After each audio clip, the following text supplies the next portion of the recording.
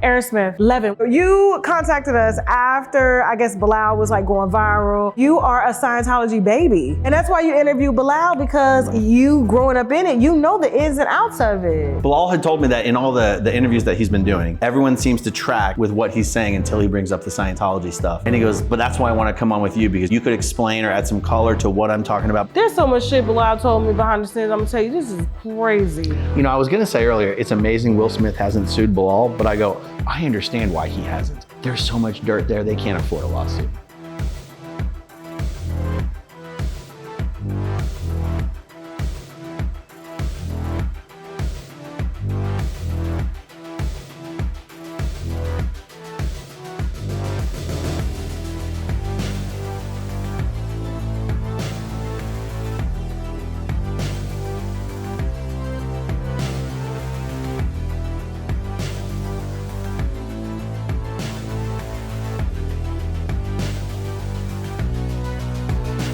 We're rolling. So you interviewed Bilaal last week. We live reacted to a few minutes from the Breakfast Club. Okay. So about 30 minutes after we finished the live stream, Paramount Global copyright struck the whole thing and got it taken down in the United States. How the did they do that? 2 minutes, it was resolved. Did you put too many receipts in there to kind of back up what he was saying, like our videos? No, they copyright, because we live reacted to 2 minutes from the Breakfast Club with Jada. You can play that. You can. Yeah. And you can dispute and win, which I did. But for the first 48 hours, the whole video was not visible in the United States. Yeah. So they just totally screwed it. Do sound bites next time. They can't touch the sound bites. Yeah. Do a screenshot and the sound bite. They cannot get it down. Yeah. Absolutely. Yeah. I know, because I do it all the time. So the interview was fantastic, but it got terrible views, and I haven't gone back yet and put in the timestamps and chopped it up into segments. I'll take segments of it and publish the segments. Yeah, how many views did it get? Like 20,000. It was terrible. Restream it. Take it down and restream it. Yeah. Go live with it. You know how I used to do that with my interviews, and I told them I was going to start doing that again. But go live with it. Like, you introduce it, play it, and then, because I'm sure you got a lot of people in your live streams, and it'll kick it in the search engine. Yeah. So we just had a Charleston White interview go out yesterday, and my show producer, I want to shake her, she didn't tell anybody that it was out. So like, Charleston White normally does a lot of numbers, and this one didn't do anything because she didn't promote it. And I was just like, what are you doing? Like, this will pay the bills, but neither here nor there. So yeah, but I would just restream it and go live and review it as you're doing it. That's a good idea. Yeah, it's a really good idea. Don't let that content go to waste. And Bilaal is a good storyteller. So he's intense. He is. He's just like you. So I can't imagine. I can't wait to watch it, because I can't imagine you guys feeding off each other. Yeah. So just in case people don't know who you are, Adam Smith. Aaron. Okay, Aaron, my bad. I'm thinking of Adam 22. I sat with him, and I was just talking to his team before I got up here. Aaron Smith-Levin. Where'd you get Levin from? Why is it Aaron Smith-Levin? Because my parents were never married, so you put both of their last names together for my last name. So you have two last names? Yeah, people think I took like my wife's name. No, that's my birth name is Aaron Smith-Levin. Okay, because I was wondering, I was like, is that the stage name? What's going on? I was just like... No, Smith is my mom and Levin is my dad. Okay, yeah. So listen, you contacted us after, I guess, Bilaal was like going viral, and you are a Scientology baby. Yes. Grew up in Scientology. Yeah. That's why you interviewed Bilaal, because of I guess, you growing up in it, you know the ins and outs of it. Yeah. Bilaal had told me that in all the interviews that he's been doing, everyone seems to track with what he's saying until he brings up the Scientology stuff. And then it seems like people glaze over and don't either believe or understand what he's saying. And he goes, but that's why I want to come on with you, because your audience understands the Scientology stuff. They'll know what I'm talking about. You could explain or add some color to what I'm talking about, maybe back up a little bit what I'm talking about. And so that was sort of the entry point. I remember he and I, a couple years ago, when you guys first did your first interview, yeah. He and I were talking about doing an interview, but it just never happened. And then he kind of went quiet for a couple years. And then he's back with a vengeance. Yes, his book release. That's right. The winos are loving it. They're like, oh my God, this book is like, it's drama after drama after drama. And I'm like, I haven't had a chance to read it yet, but like, I'm gonna get it. But go ahead, sorry. So we finally did the interview, and it was great. I mean, he's a storyteller. He is a storyteller. I know he tried to get me out there because he was like, Jada's gonna be in court. I need you beside me. And I was like, I can't fit that in my schedule. Them folks gonna have me locked up. That's right. He mentioned the hearing this past Friday. I can't wait to hear what happened. Yeah. Did you go? No, but I was thinking of going. I had an opportunity to possibly go, but I couldn't quite fit it in. Man, listen, I told him as soon as he's done with the hearing, we can fly him back out because he has to talk about the book. Yeah. And he has to answer. I got to read it so I can help him promote it. But like, just in case people know, you are anti-Scientology. Anti-former Scientologist. I actually run a foundation that helps people who are escaping from Scientology. It is that bad. Yeah. The brainwashing is... It is a family-destroying human trafficking cult. And those are some bold allegations. Oh, I mean, it's a fact. I mean, I say it in my videos every single day. I say... You're getting arrested like for interfering with like religious beliefs and shit. The same shit that Don Lemon got locked up behind. I don't know what you call that. What was that blue powder that you threw? Oh, you saw that? Yes, I saw that shit. You threw powder on, what was it, a courthouse you were at? And you were like, hey, come on out. I bet you throw the water if you want. So I guess they threw water at you. You threw the blue powder and they arrested your ass in Florida. Is this going to air before my trial or after my trial? I don't know. Do you need us to hold it until after you go to court? I'm gonna proceed as if this is gonna air before my trial, which is on March 3rd. I'm only on trial for misdemeanor battery, and that's not battery, but they threw something on you first. So me and my friends have been out there protesting. By the way, that building might have looked like a courthouse. That was Scientology's crown jewel building of their worldwide empire in downtown Clearwater, Florida. That's a Scientology. Get out of here. Yeah. That building is the center of a base that makes about $2 million a week for Scientology. Yeah. And it's also 5 minutes from my house. So me and my friends have been out there protesting in front of that building every single Friday evening for the last couple of years. Do the Jews own it or something? No, the Scientologists. $2 million a week. I don't even see them. Do people go to church on Sunday or they? Scientology's not that kind of church. They don't believe in a God. They don't believe in a heaven, but they believe in your money in their pockets. Yeah. And no, it's a human trafficking cult. So look, the cult doesn't exist just for the purpose of human trafficking, but what they do is human trafficking and they destroy families. So I call them a multi-billion-dollar international family-destroying human trafficking cult. And I know, because I used to be a child working on that base, not in school. I was 12 years old when I was taken out of school full-time to start working for Scientology. Did not finish middle school, did not go to high school, do not have a GED. I'm not schooled. I consider myself educated, but that did not occur in a school. I was taken out of school at the age of 12 to start working full-time for Scientology. And full-time is not 40 hours a week, full-time is 100 hours a week. So that is human trafficking. It's child trafficking. And I wasn't just studying Scientology. I was working in the restaurants. I was working in the hotels. I was doing demolition. And I was one of a couple hundred kids on that base who were not in school, not living with their family, not living with their parents. What base is this? Clearwater, Florida. It's called in Scientology, they call it the Flagland Base. Okay. I try to use words that aren't Scientology words since they only make sense to Scientologists sometimes. Okay. But it's called the Flagland Base. It is the highest level base in the world for Scientology. So, again, I don't want to assume anyone knows anything about Scientology. So I'm a virgin to it. So, I mean, I hear about it, but I'm just assuming it's just another religion that I'm just not into. But Bilaal is, of course, made his rounds over here, and he literally despises it. And so when you reached out, I was just like, oh shit, like this is really getting real. Like, so, but go ahead. So Scientology, they have levels that you progress up. And it's sort of like their levels to reach what they consider their version of spiritual enlightenment.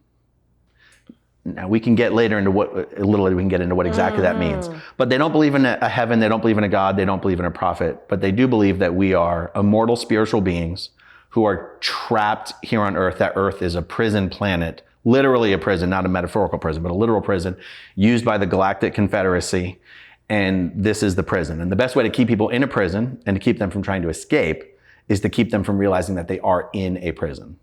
So they believe that religion is actually something that the alien psychiatrists that are keeping us on this planet, religion is something they use to make us believe we only live one lifetime, so that we're never trying to get off the planet between our lifetimes.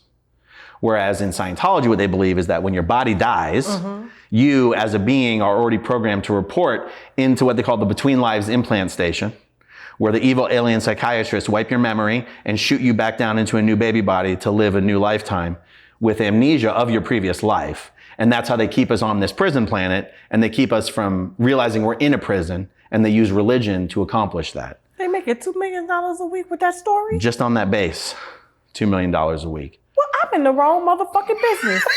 Right. I'm like, that is a lick. And people believe this shit? Oh yeah. They believe it enough to give up their families for it. They believe it enough to disconnect from their children. If their children leave Scientology, I mean, imagine, you seen the movie The Matrix? Yes. Okay, so you get in that movie, you know, you've got the human beings are being harvested for energy by the robots. Mm-hmm. And then when you get... That's happening right now. And so in that movie, when you get unplugged from the Matrix, right? When you were in the Matrix, you were living this beautiful life with ignorance of what your reality was. You didn't know you were plugged into a machine being harvested for energy. You're living this beautiful life. It's fake, but it's beautiful and you don't know any better. And then you get unplugged from the Matrix and your reality is garbage. You're, you know, like existence sucks. You're being hunted by the drones, you're eating slop, but you're free. This is how Scientologists think of themselves. They think that being trapped in this prison planet is like being trapped into the Matrix.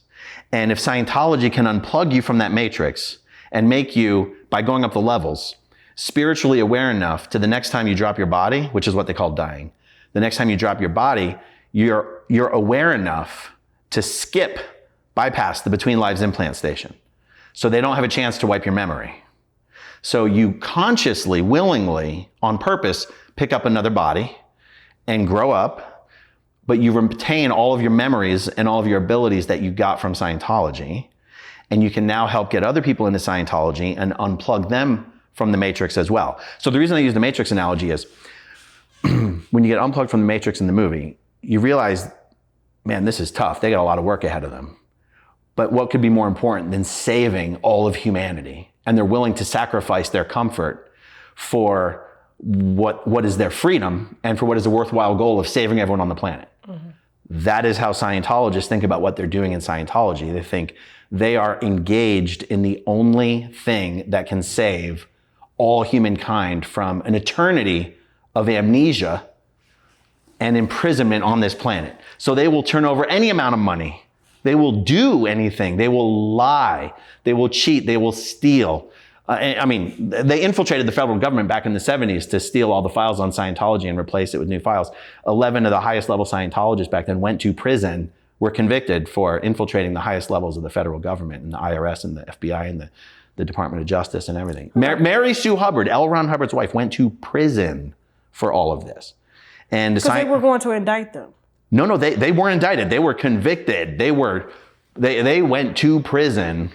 My point there is that's when I say lie, cheat, and steal, I mean literally. I mean, for them to go into the government headquarters, that's pretty bold. They infiltrated even by not just breaking into the buildings, but actually getting hired in these agencies and these bureaus to infiltrate from the inside and steal and replace. So Scientologists will do anything to protect Scientology for the aims of Scientology. They think, and not because they're evil people, they think they're saving the world and the ends justifies the means. And they also, because I just mentioned they believe we're eternal spiritual beings, right? They believe everyone on this planet is about spiritually 60 trillion years old. And that it doesn't matter how old your body is. It doesn't matter if you're 60 or 16 or 6. You are in fact 60 trillion years old. Here's what that means though. There's no such thing as a child. There's no such thing as a child. That's insanely scary. And it leads to huge because there's no protections in Scientology for children. There's no special rules for children. There's no age appropriate. There's no concept of age appropriateness. Children can train as Scientology auditors, which is sort of their equivalent to like a counselor or a therapist. Where if you're an auditor, it takes a lot of training to become an auditor, but if you're an auditor and you're doing a session with someone, they are telling you their most intimate, embarrassing details, including anything sexual. They're confessing to you. They're telling you everything. That is... Imagine you show up for a therapy session and your therapist is a 15-year-old girl or boy. That is in... Right. In Scientology, that is applauded. Because in Scientology, if a child of that age trains as an auditor, they are viewed as someone who was a past life Scientologist and just came back in a new body. So they're actually celebrated.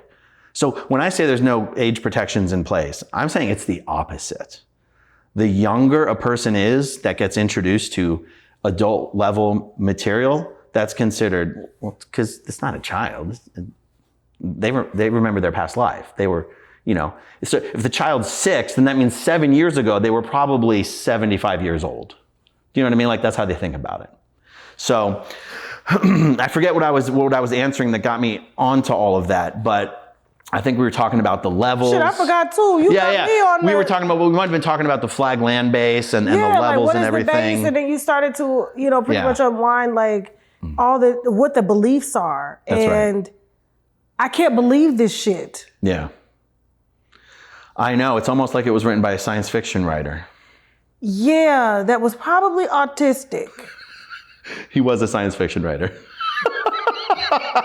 And he got people to believe that shit and make him rich. That's right. Well, I guess they do it off of like Marvel movies and anime and... Do you know what's funny about him being a science fiction writer? Some people, I see it asked all the time. People go, don't Scientologists realize that the guy who created their religion was like one of the most prolific science fiction writers of all time? Isn't that a red flag for them? Like, if he wrote that much bullshit, what makes you think he stopped writing bullshit when he started writing Scientology? And Scientologists see it the exact opposite. That the reason he was able to write that much fiction and fantasy and sci-fi and stuff like that is because he has full and total recall of his last 60 trillion years in all the planets and the galaxies and even other universes. He's just writing from his memories. That's why it's so easy for him to write the stories. So it's almost like the fact that he was able to write all that to Scientologists confirm what L. Ron Hubbard claimed, which is that through Scientology, you can regain your memories of all of your past lives, not just your one past life, your trillions of past lives. And so it's almost like there's nothing you could say to a Scientologist to convince them that there's anything wrong or weird or questionable about Scientology. It's like, they are. So you've been indoctrinated in this. You were groomed. That's right. 4 years old. How did they get your mama, first of all? What they do? Did your daddy leave or something and left her vulnerable? What the fuck happened? Remember, my parents were never married. Not only were they never married, to be honest, I'm not sure they were ever really together. You knew your daddy? Oh, yeah. Okay. But see, what happened is, so my mom, she grew up in Iowa. And then my dad grew up in like Washington and Montana.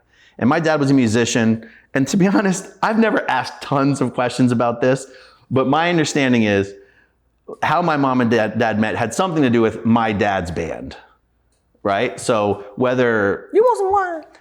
Sure. You had me like, so, and this is your water, by the way? This one's mine. Oh, that's yours? Okay. I was confused here. Yeah, I'm like, shit, I'm just such a bad Yeah, let's unwind. Let's unwind with Tasha K. Yeah, like, I didn't buy this. I don't know if it's cheap or not, but the guys is buying the wine. My husband's usually a anything over $7, you're paying too much. Yeah. You know what you're doing. I shop at Costco. Damn, Aaron! Oh my God, you got a black woman on your shirt. Who is it? Wife? I don't even know who it is. Oh, okay. No, a friend of mine gave this to me at one of our protests in LA. Oh, nice. And I figured, in all my videos, I always wear the same black shirt, and I was like, let's mix it up a little bit. So you just wear it like? You think that looks like a black woman? That's a black woman. I never would have known. Looks white to me. No, she's black. She's black. I'm looking at the skin, just the shadows, features, and everything. So, oh my goodness. Yeah. Oh, my parents. Yes. Okay. So. Cheers, by the way. No, cheers. Yes, cheers, yes. For my folks not having been together, my dad was the best dad I could have hoped for. Other than, having a dad in the home. Yeah. Paid child support every single month for 18 years. We'd visit him in the summers, never raised his voice at us, never anything. Just a real sweetheart of a guy. Married another woman when we were very young. They've been together my whole life. He's not into Scientology? Never been into Scientology. Okay. So at some point, my mom took me and my brother, I was a twin brother, and moved to the East Coast. So Boston for a little bit, New Jersey, Philadelphia. Anyway, when she was in Jersey, she just met another woman her age. So my mom probably had me when she was about 19 or 20. She met another young woman who had a son, just a few weeks older than me and my brother. And that woman was already in Scientology. And I never really asked what Cheryl exactly said to my mom that got her so interested in Scientology so early. But I know that the way my mom explained it is that when she first went into the org in downtown Philly, right on 13th and Race, right there downtown, across from what is now the convention center, she felt that she had been in Scientology in her previous life. She felt that she already remembered most of the stuff that she was seeing. So when she got in fast, and she started working for them pretty much right away. So some of my earliest memories are being in that building in downtown Philly with other kids of people who are working at the org there. They call it the org. It's very unreligious. What are they doing there? They're delivering Scientology courses and auditing, which is expensive. Scientology is expensive to do. And so it's like therapy? The answer is yes. If I seem hesitant, it's because people get so pissed off when I compare it to therapy. But the only reason I compare it to therapy is because it's one-on-one and it's talk-based. You know, you ask a question, you get an answer. The truth is the procedure of auditing and the procedure of therapy are different. But there's no other way to describe a Scientology auditing session. We're sitting together alone in a room, uninterrupted. I'm asking you questions, you're giving me answers about various things. So auditing is like Scientology's version of therapy, aside from any offense that causes some people. And then the courses is just like, you just take a course pack with a bunch of things written by L. Ron Hubbard and you study it. So that's what's going on in an org. And then you're a Scientologist. You're a Scientologist. There's no praying. There's no. How much does it cost to join the organization? So technically, it doesn't have a membership fee like that. If you walked in, you could probably do an introductory communications course for $100, but those are introductory courses. All the introductory courses are $50 to $100. And maybe there's 20 or 30 of those courses that you can do. But a major course is not less than $2,500. And those courses are supposed to last 2 to 3 weeks, 40 hours a week of study. But then when you get into the auditing, particularly at the upper levels, it's like at least $200 an hour to get auditing. And, you know, it takes hundreds or thousands of hours to go up Scientology's levels. I mean, it costs hundreds of thousands of dollars, if not close to $1 million, depending, to get all the way up to Scientology's highest level, which, like, you know, there's plenty of people who are famous who you might have heard of who are at that level, like Grant Cardone, the billionaire fraudster online scammer. You can quote me. You can quote me on that one. You know it's bad when white folks dragging other white folks. You know, calling them goddamn scammers and shit. Y'all listen, they be thinking y'all don't be doing that too. They be like, oh, you always taking down the black community. I'm like, no, white people do this too. This goes on in every community. And we know because we part of the community. We see it. You know your own. So yeah, Garrett Cardone, I lived, when he bought a building I was living in Fort Lauderdale, I moved. You live in one of the 10X buildings? I was. He bought, it was just, at the time, Los Olas Walk. Then I saw these 10X signs going up. I said, oh, no, I moved across the street to the Icon. That's awesome. Sure did. That's awesome. Yeah, so he's OT8. He did all Scientology's upper levels. I think he just said last week in an interview with Vlad that he's donated about $18 million to Scientology. I'm trying to think who else is really famous. Does he equate his wealth to Scientology? He does. But all successful Scientologists will tell you that. It's like they're recruiting you for an MLM. It's like you joined Herbalife and you tell everyone that their protein shakes are responsible for every good thing in your life. I took these protein shakes and I got a better relationship with my children. And that's how Scientologists are. You know what? Come to think about it, he runs his business as an MLM. He's very. It's the same. Because I've looked into, and I've never talked about him on my channel, but I'm going to start. I'm going to start. Like, I thought about it last year. I was like, nah, I got to bring this to the forefront because I know his scheme. And he does it primarily to the black community. He goes after, from what I researched, black people between the ages of like 23 and 30. He has a certain age range and tells them that if they donate X amount of dollars, he'll be able to 10X that money. Now, of course, it's an investment and they'll be able to own, into this building that they buy into. Well, the problem is he never 10X's it. Of course, it's under a certain amount of money. So the government really can't go after him. They've tried several times because he's pretty much up front. with what he's doing, but the people that he's going after lack the intelligence in a certain age range. Which is why he's going after them. Exactly. So they're not able to afford to sue him, serve him, tell him this. He just uses them as a money funnel to be able to buy into these buildings because, people don't trust him. Other billionaires don't trust him with their money. They know they're not going to get it back. That's right. And that's why he pretends to be a billionaire so that you'll trust him. I chopped up an interview he did a couple years ago to highlight part of the interview that people might have otherwise missed, where he actually says something to the effect of, in order to reach the audience he wanted to reach, they had to figure out how to take financial concepts and describe them in hood. I saw that shit. That's what made me say, I'm coming after this. Yes. Yes, because he's putting up the Lamborghinis. I bought me a jet. I'm like, he doesn't even own that shit, bro. That's right. It's like, Grant, you're a grown man. Why do you film all your videos from the driver's seat of your Rolls Royce? Like, it's not his. It's just like a rapper sitting on a Lamborghini. Yeah, it's like you're not doing anything different. It's like, oh, I'm just here in front of my jet. It's like, yeah, great time to bring out your cell phone. Like, he doesn't take himself seriously. Like, he's doing this to raise money that you would normally have to go to accredited, educated investors who understand finance and understand risk. Because that's why he's going to an uneducated audience, which is interesting.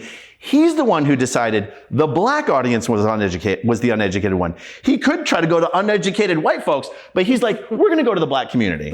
I was like, that's very interesting. Oh yeah, and it's only the black community, and they praise him. And I see Vlad like pandering him, and I'm like, I don't like his ass either. He's made so much money off of black deaths, kids instigating beef, but that's a whole nother story though. True. That's a whole nother story. True. I just like getting my brain card down. I know. I'm glad me and you like, you know.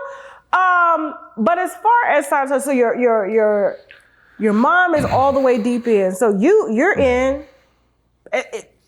Your dad didn't say, "Don't take my son down there." Like, my dad, I think, was smart enough to know that from a distance and without custody, there's only so much he can do without actually hurting the relationship.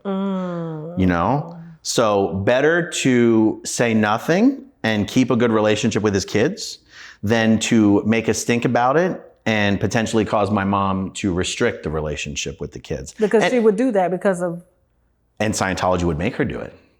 And that's Scientology would make her do it. Now, she might have also been in a frame of mind where she'd be willing to do it, but Scientology would require it. If you have a family member who's in any way antagonistic to what you're doing with Scientology, you have to try to fix that. And if you cannot fix that, you have to disconnect if you want to keep doing Scientology. And you learn that very early on in Scientology. So you guys are allowed to recruit and talk to people about it? Oh yeah. No, you're supposed to. You're supposed to. Scientology has the secret confidential upper levels, but the bottom levels, they want... It's weird because Scientology is a cult and they are known for a cult. But when I worked for Scientology, I'll tell you why I thought that wasn't true. I was like, what? How could we be a cult? We literally would love nothing more than to every single person in the world to walk through our front doors. Like, we want everyone to join. And to me, in my mind, I was like, that means we're not a cult. That doesn't mean you're not a cult. But when I worked for Scientology, I thought that's one of the main things that was like, anyone who thinks we're a cult, like secretive, closed off. I was like, we want everyone. And we can't get enough people. We have trouble getting people. We want people. So yeah, you are supposed to bring people into Scientology because they want at least half the world to get into Scientology and go up to Scientology's level of what they call clear. That's called clearing the planet. And clearing the planet, and we'll go everywhere in this interview. So in Scientology, the main thing you learn right in the beginning is they tell you what is wrong with you is what's called your reactive mind. And that's like L. Ron Hubbard's version of like the Freudian subconscious. Your reactive mind is that's the rebellious mind. Well, he would say it's the part that records everything that ever happened to you that caused you pain or unconsciousness. Okay. It records these things, and everything that's said or everything that happens in those recordings later will come back to affect you negatively. And so you have to erase those incidents. You have to erase those things. And he called those things engrams. And so, the book Dianetics, everyone's seen the volcano, the book Dianetics, the infomercials and everything back in the 90s or whatever. That book is about getting rid of your reactive mind, right? And so L. Ron Hubbard says that if you get rid of your reactive mind, you're basically become like a perfect human being. You're completely sane, you're rational, you're in full control of your emotions, you don't get psychosomatic illnesses, you're happy, you're successful. And that's called, if you get rid of your reactive mind, they say that's called being clear, going clear. So Scientology, their main goal is to clear the planet. And that means get at least half the people in the world into Scientology and up to the state of clear. They've not been very successful in achieving that goal. But it's very expensive to get to clear. It is very expensive. Medical debt is the #1 reason Americans file for bankruptcy, and soon they're going to be reporting on your credit. And usually the medical debt is not your fault. If medical bills are overwhelming you, bankruptcy can stop the collection calls and get rid of the medical debt and allow you to focus on healing instead of worrying about being sued over medical debt. I'm Chad Van Horn, and if you're buried in medical debt, give me a call today and let's find a way out.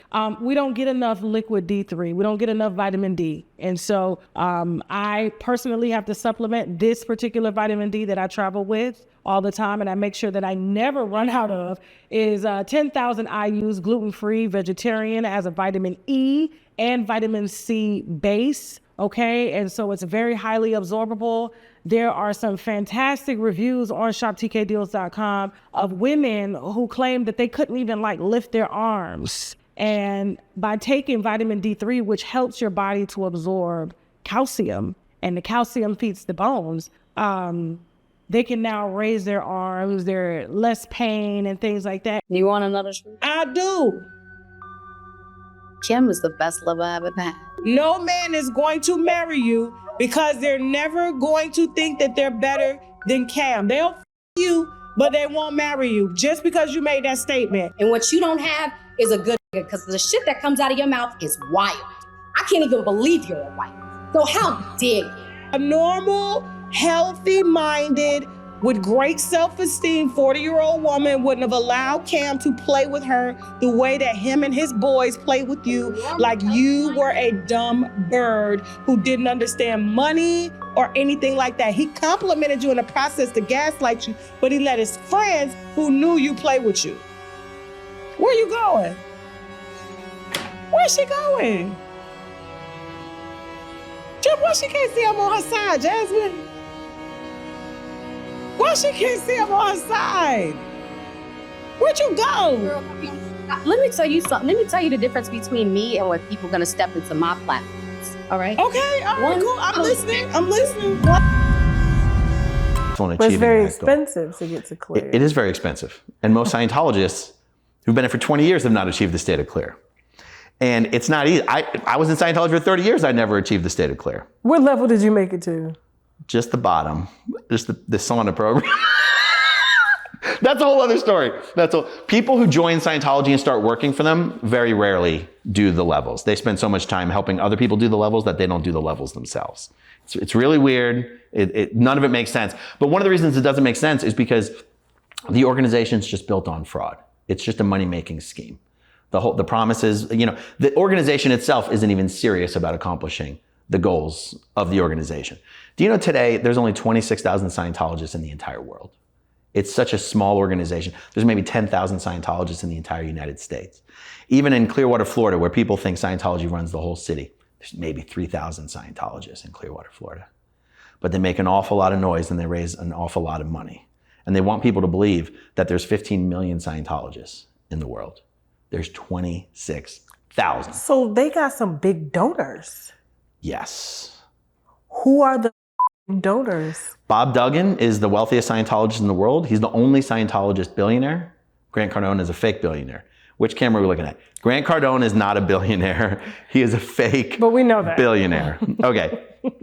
Bob Duggan and his ex-wife Trish Duggan have donated close to $400 million to Scientology in maybe just the last 15, 20 years, right? Let's take Grant Cardone himself. He literally told Vlad he's donated $18 million to Scientology. You know who else is one of their huge, huge donors? The woman who is the voice of Bart Simpson, Nancy Cartwright. She's donated over $50 million. Now in Scientology, remember, they believe... How'd she get that kind of money? Oh, she's got that Simpson money. And she does a lot of other voiceover work. I mean, The Simpsons is like one of the longest running TV shows in American TV history. For March? What was that again? You said $50 million for one character voice? Like, that's how much she's donated to Scientology, not how much she's earned. She's earned a lot more than that. That's what went over my head. I'm like, I saw 50 million. I'm like, wait, what? No, she's donated 50 million to Scientology. She's earned a lot more than 50 million. A lot of fucking bread. Yes. Who are some of the other, so a lot of the other big donors are people who just probably wouldn't be famous in the real world. They're kind of famous in Scientology, but you got Tom Cruise and John Travolta. Yes, very true. And I know Tom Cruise he talks about it all the time. Yeah. And equates his inhumanness because he feels like he's immortal. Like, I see him and I'm like, you gonna catch it. It's gonna be a matter of time for your ass to jump off a cliff and don't get up, bitch. I look at him all the time. You know you not invincible, right? They got him thinking he can fly, all types of shit. Like, right. Okay. Who's collecting the money? Like, if all these people are donating this money, who's living off of the money at the top? This is one of the funny things about Scientology. Even the leader of Scientology, David Miscavige, he's the undisputed dictator. He controls everything. There's no What's his name again? David Miscavige. David Miscavige. His wife, Shelley Miscavige, has kind of famously been missing for 20 years, or at least in the media. I mean, they even made a joke at the Golden Globes a few years ago about David Miscavige's wife, Shelley, being missing. Now remember, David Miscavige is Tom Cruise's best friend, right? Yeah. And there was some controversy, and Tom returned like the 3 Golden Globes that he's won over his career. And there was a new host of the Golden Globes. There was this young comedian, and he came out on stage holding 3 Golden Globes. He goes, these are Tom Cruise's awards that he returned. We would happily exchange these for the safe return of Shelley Miscavige. That's bold. Except everyone always mispronounces the name. He said Shelley Miscavige, which totally ruined the joke. But, okay, so where was I going with that? Okay, David Miscavige is the head of Scientology. He doesn't personally enrich himself with all the money from Scientology because he doesn't need to. He controls everything. He controls everything. So he doesn't need his own secret house, out in the Telluride or something like that. He doesn't need his own plane. He can use Tom's plane. They can rent planes. So in other words, it would be easier for me to say, David Miscavige is the one amassing all the wealth, but he's not. He's just in control of Scientology. He controls all the accounts. He controls all the properties. He can live wherever he wants in the world because there's Scientology bases all over the world. They've got secret bases, So the money is really, and honestly, when we're talking about real big religions, Scientology maybe has like $5 billion. That's a lot of money to me and you. That's not a lot of money to normal religions. I mean, $5 billion is a lot of money, but some colleges have endowments of $50 billion. Yeah. I mean, Harvard's probably got a $50 billion endowment. Yeah. Scientology's been around for 75 years. They're a worldwide quote unquote religion, and they've got Tom Cruise, and they've still only got $5 billion. So I'm not trying to downplay the thing is there's a huge financial burden on Scientologists. They're put under so much pressure to donate so much more than they even have. Like other religions have tithing. The Mormon church has tithing. Some religions have tithing. Scientologists wish they only had to donate 10% of their income. I mean, Scientologists go deeply into debt. They remortgage their homes. Scientologists will die in debt. Did your mom do that? My mom left Scientology. My mom's out of Scientology. My mom worked for Scientology for most of my life. So the people who work for Scientology tend not to be the ones to give the money because they tend not to have any money because you don't make money when you work for Scientology. Okay. You do not make money. Scientology does not really pay its workforce. Why did your mom leave Scientology? What was the revelation? Okay. Let's see. Where does that story begin? All right. This part of the story is pretty simple. In about, I'm going to forget the year. Let's say 2011. It was on 2011. It was fairly recent. Fairly recent. Okay. One of Scientology's most famous managers, because she was a woman who ran the base in Clearwater, Florida. She was like the #1 person. She had, unbeknownst to many people, left Scientology. And I know the question was, how did my mom leave Scientology? And I'll get to that in a second. Yeah. But the woman who I'm talking about, her name was Debbie Cook. And she worked under L. Ron Hubbard back in the day as a young woman. So she knew L. Ron Hubbard. She was very, very loyal to him. She was very, very loyal to Scientology. And she ran Scientology's largest base for at least 15 years and just huge success. David Miscavige brought her up to Scientology's secret international management base out in Hemet, California for a number of months. Once she saw what David Miscavige had actually turned that base into, which was a literal prison where he had locked up hundreds of Scientology senior managers, and once she experienced physical, and I will even say torture, under David Miscavige, that was enough for her to voluntarily end her entire Scientology career and say, I'm leaving. So what happened is she left quietly, and then one New Year's Eve, I'm quite positive it was New Year's Eve, either 2010 or 2011, she sent out an email to every Scientologist in the world saying, you guys all know who I am. I'm Debbie Cook. You guys know I worked under LRH. You guys know I ran the Flag Land Base. I am telling you that I support L. Ron Hubbard. I support Scientology. And in order to save Scientology, everyone needs to stop supporting David Miscavige. And he's destroying Scientology. That made Debbie Cook public enemy number one for Scientology. And my mom very much believed everything that was in Debbie Cook's email. And she got in trouble for talking about that email with other Scientologists. And so she got kicked out, okay? And, oh,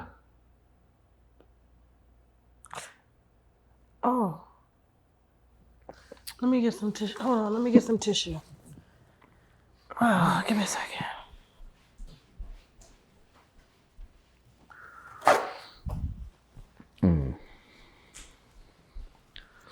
I'll do my best. Take a moment. No, that's okay. It's okay. Take a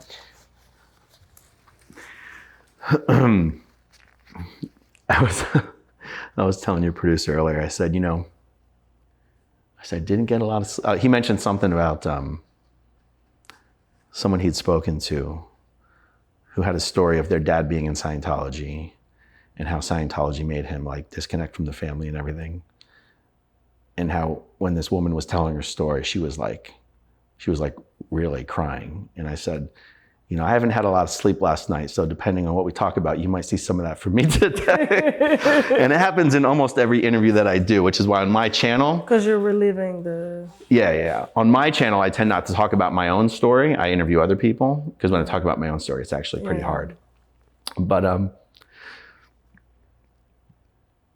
so when my mom got kicked out, they told me that I had to never see or talk to her again.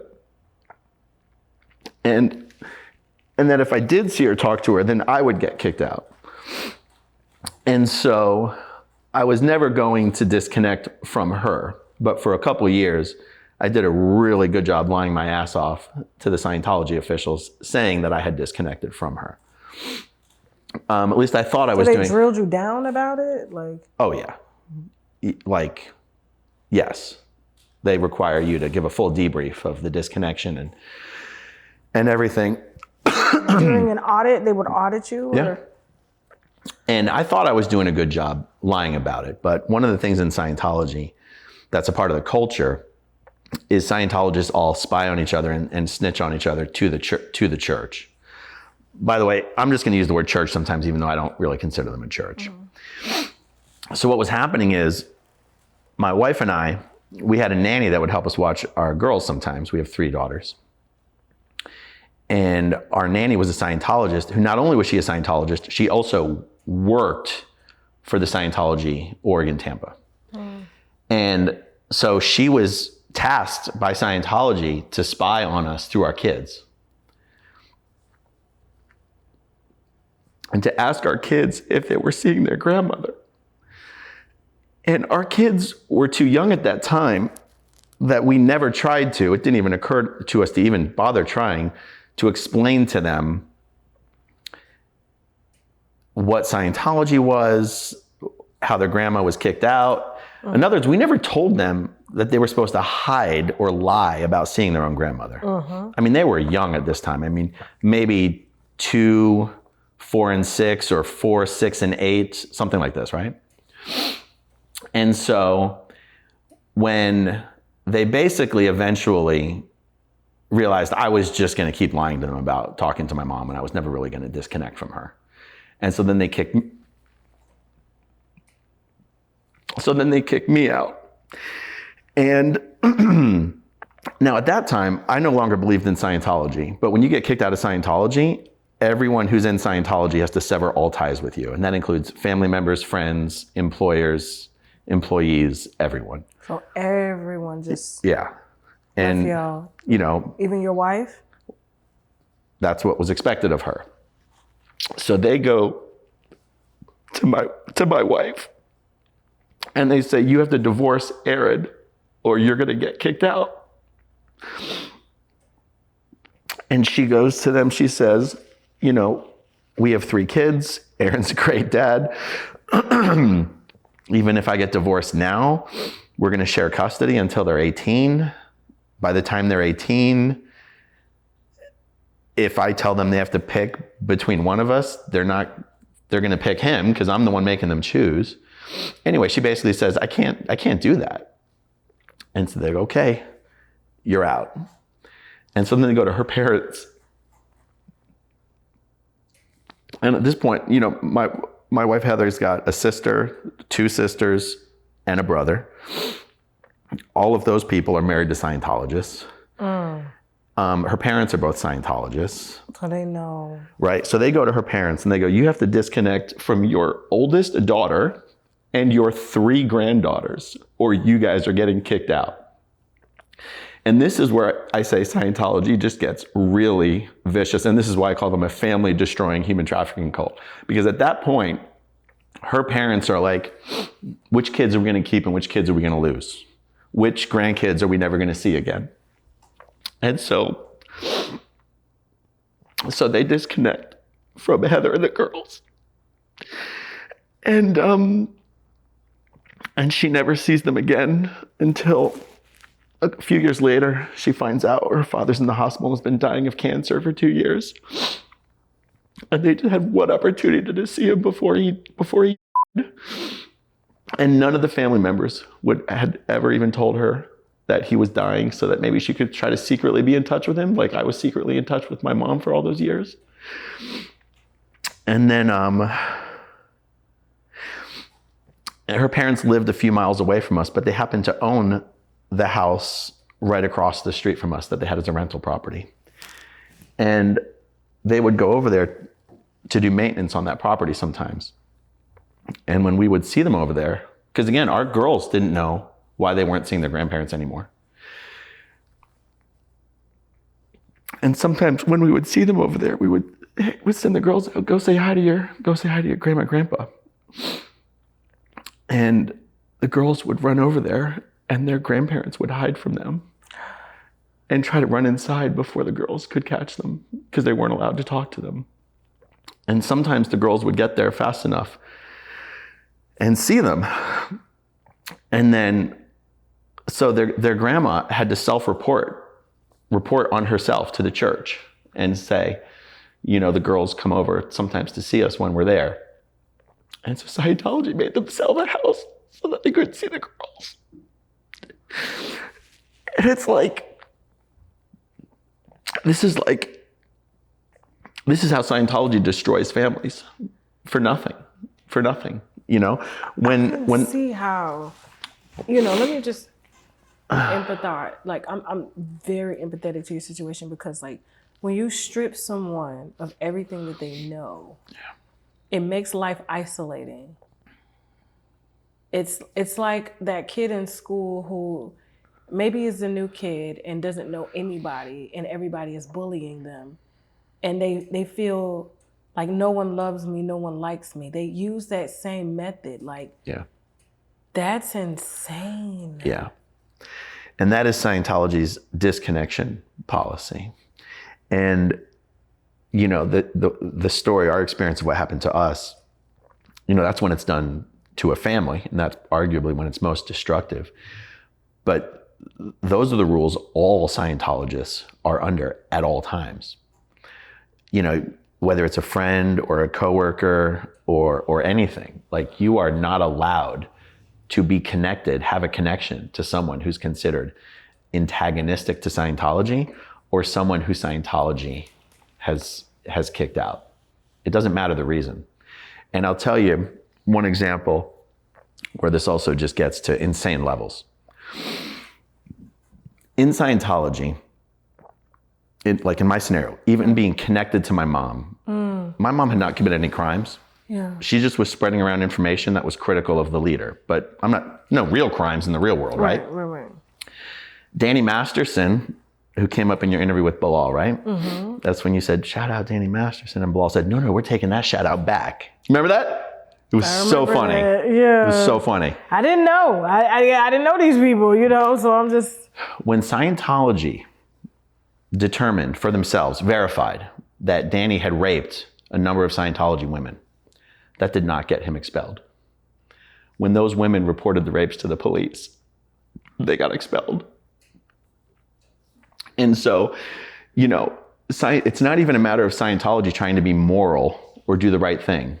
They're just protecting themselves. Is this why Bilaal is saying that there is an FBI investigation because of all the people that were raped under Danny, and he alleges Will Smith? And I believe there are investigations at the federal level into Scientology's cover-up of sexual crimes against children.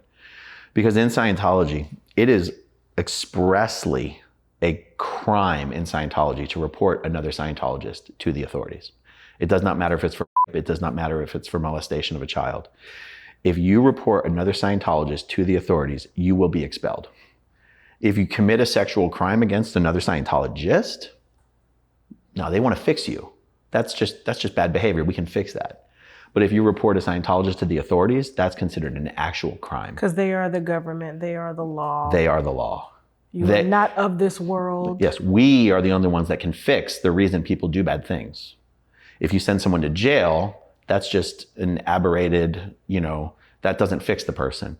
And they even take it to another level. And sending them to jail prevents them from getting the Scientology that they need to actually help them. So you're actually hurting them by reporting them to the police. You're actually preventing them from getting help. It is insane how they're getting level-minded adults. Or are they not level-minded adults? Do they catch vulnerable adults who feel lonely, who feel isolated, who need answers, and they just happen to just hook them when they're vulnerable? It's like finding a girl with no parents and a pimp approaches her. Prime opportunity. Is that what's going on? There must be some sort of a selection process where it's not like you said, it's not like they're actively seeking the vulnerable, but that's the ones who end up gelling with their message. But actually, look at it this way. Let me know what you think about this. I think the people who end up joining Scientology are especially at the lower introductory levels, it's not religion-y. And they don't hit you with all these rules. So you feel it's self-help. Because remember, they don't believe in a God. They say you're a God. They go, you're a God. You can handle all your problems. You just need our tools. You're amazing. It's other people holding you back. It's your reactive mind holding you back. There's nothing wrong with you. We can give you all the tools you need to handle any problem and succeed in life. You're amazing, is really Scientology's message. So I guess my question to you, it's a little rhetorical, is that going to capture vulnerable people, or is that going to capture people who are looking to improve themselves? Or is there a huge overlap between that community? I just don't know. I don't actually come at it with it. No, I'm thinking about it because when it's different than someone talking to you, talking at you and talking to you. So Right. a lot of religions tend to talk at you. They generalize everything. Right. But if someone is directly saying, you are amazing. Yep. You can do amazing things. Trust me. Yeah. I have this. There are thousands or millions of other people that we have made clear. Right. Come into our world. And when people are looking for answers, it's easy to lock them in. That's right. And I don't know if you've seen these videos. Because I have the persuasive. Look, that's an amazing point. I never even thought of it that way because before. I'm in persuasive communication. Oh, yeah. Mine can go, and you're in it too. It's a gift and a curse. That you're so great at talking. and so great at communicating in all forms. Because, you know, communication comes with hand movements, eye movements, gestures, even reading someone that you may not necessarily be verbal with, and you could tell exactly what's on their mind. Right. You could intuitively understand what it is that they're trying to communicate without communicating. That is a gift from God. Only a few people in the world can do that, and then do it to the point where they intentionally say, I'm going to help you to move this way. Right. But then there are other people that do it for self-gain. Right. And that's when you get people like these Scientologists, like these preachers that are putting all the money back into their pockets, not helping people to fix anything. It's just misusing their gift. Right. Yeah. That's such a good point. You know, that difference between talking at someone and talking To someone. to someone. Yeah. Scientology has kind of perfected that, individualizing the message of help. I mean, even to this extent. So like, the first thing Scientology does in their recruitment process is they give you a personality test. And it's a 200 questions, you know, yes, no, maybe, or whatever. And they print off the results on a graph. They bring you into the room. They show you the graph, and it's got like 12 personality traits, and, you know, and they go, this is not what we think of you. This is what you think of you.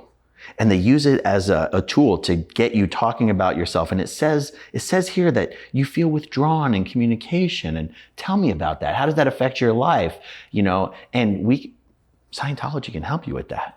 You know, and they're trying to, they actually have a whole technique and processes they develop in drills called ruining someone, finding their ruin. What is ruining your life?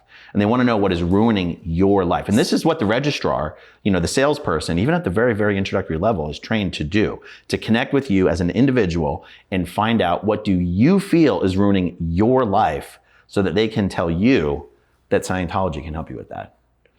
Shit. Yeah. And this is what they call a religion. I mean, they do it with the word of God and the Bible and stuff like that. You see it, and I'm telling them Christians, bro, and Muslims and saying they all like, it's just like, calm down, y'all. Like, dude, I was just talking to a Christian yesterday, and I was like, listen, I believe in God. I just don't believe in it the way that you choose to believe in it, because I feel like, you know, y'all religions are very, very judgmental, and it's like it's hypocritical. You know, you do the things that you try to preach to other people about. And I'm like, do you know there's people in certain parts of the world that can't communicate like this? So how is it that this Bible is the end all be all when you got people that speak like that? So he was like, well, that's what we got disciples for. Well, who's the disciple that's going to go up in there and do... Bro, like... Come on, can we just love people for who they are and not judge them? The problem is y'all try to isolate and create these organizations that make people feel like you're better than somebody else. And if they're not a part of this, they ain't shit. And that creates separation. That creates depression, anxiety, worthlessness. And that's the shit that I have a problem with. Yeah. You know, I don't feel love when I'm up in here. Look at what they've been burying in the church for years. I said the church now, and I grew up in the church. My father, all of my preachers are full of, and I'm not saying my father's gay. That's not what I'm saying. But if you look at how the church has flipped from families to now, it's nothing but gay men that are running the church and women. Is that true? Yes. What churches are we talking about? All of them that are supporting them. And then in the Mormon church, it's men and the women that's protecting the pedophiles, having the children and giving it to them. Are you guys not seeing what the is going on? Why do it seem so many churches end up as farms? That's what I'm trying to tell you. Human trafficking organizations that are protected inadvertently by the government and can't be questioned, because guess what? They don't have to document everything because they're a 501c3. Right. He hit me, he was like, where you at? Send me your location. I'm like, okay. I didn't think nothing of it for real. I thought he was just gonna come smoke with me and we was gonna chill and that was gonna be it. No. The man came, I told him, I was like, Jock, I'm not gonna lie to you, I'm on my period. And he didn't give a fuck about none of that. The man snatched my tampon out, ate my the dog shit out of me in the Airbnb. Yes, I said it. Yes, you did it. Next. I met this man being a musician. I left this man being a hoe. So it was never good. Why you say being a hoe? What musical thing? All I left with was a wet ass and no music. Let me be real. I did not come in how I was supposed to leave. I did not come how I was supposed to leave. I came and I got the same thing Kendra got. That's why I'm talking to you like this, because I see me in you. That shit hurts. When you let it start giving you all of these things and you don't get what you really deserve, it's a problem. But now, hello. Document everything because they're a 501c3. Right. Oh, this is charity. We're giving back. Yeah, giving in the ass, giving to children. Out of here, bro. Like, that's what I'm saying. Like, I get it. And I fuck with people that believe in God, but when you start trying to preach to me, trying to get me to convert, nah, we got a motherfucking problem. That works for you, great. We're friends, we're cool. My husband is Muslim. Does he practice Muslim all the way? No, that's what he grew up in. That's what he know. I'm Buddhist. Do I go around trying to recruit? They don't even hear me talk about it because it's not, first of all, it's free to join the Buddhist community. It's free. You see the monks walking around here, whatever you give them, they take. They are not millionaires. They're not billionaires. These are people that they just want peace. Yeah. Leave us alone. We just want peace. I just want to be by myself. I want to be in my head.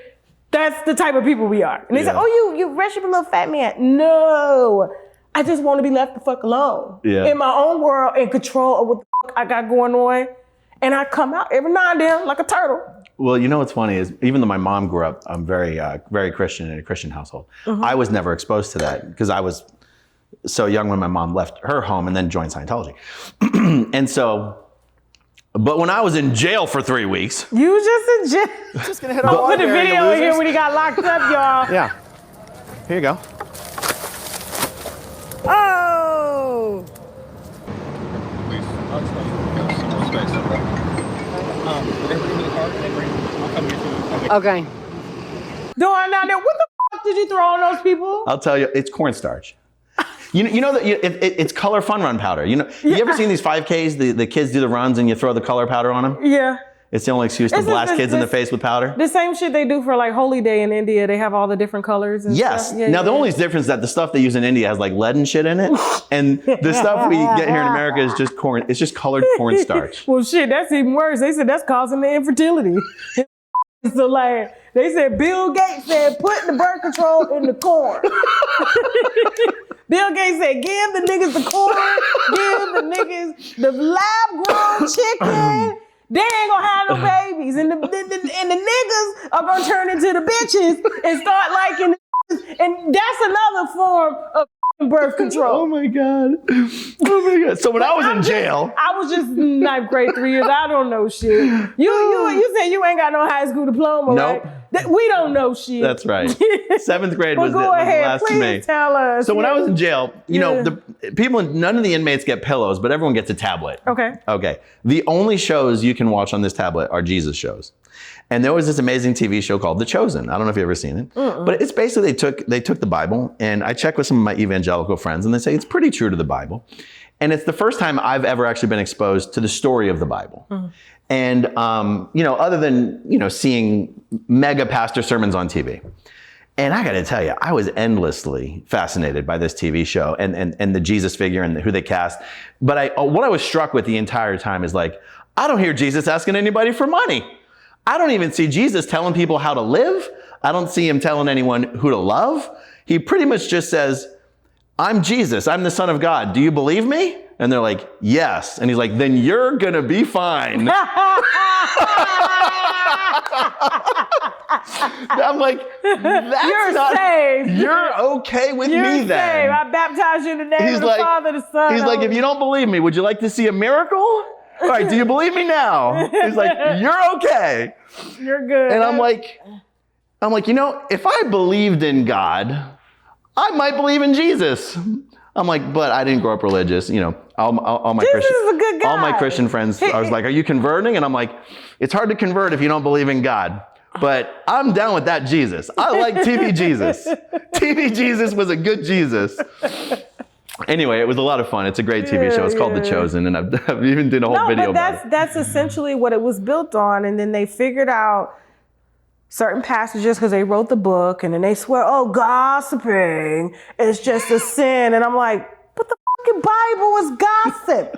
Who wrote that shit? How do you know all this shit was going on? he know Mary? Who Mary was no, she wasn't. This is, you see the hypocrisy? I'm just like, and this is the shit that I go through. And I'm like, listen, I respect y'all. I don't be trying to push my religion on y'all. But don't come for me, because I'm going to hit you back with this shit and make you really question. Because if you look at the word like Jesus and stuff and the way they spell it, and it's like, he's us. When you slow it down, Yahweh, Emmanuel. Like, it's like, he's talking about you, but he's just separating. They're just separating you from who you are, because you are in control of your motherfucking life. You get up every day, unless you're a child. By no means, but once you enter adulthood, you have the right of choice. It's a rite of passage. Which way are you going to take?